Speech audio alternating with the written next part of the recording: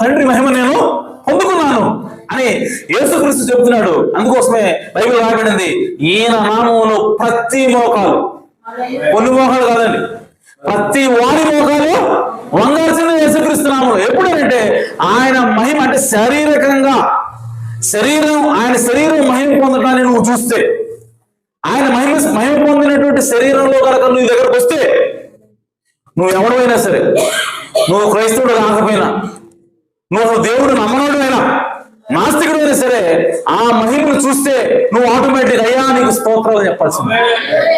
ఆమె నువ్వే దేవుడు అని చెప్పాల్సిందే, ఎందుకంటే ఆయన మహిమ లాంటిది.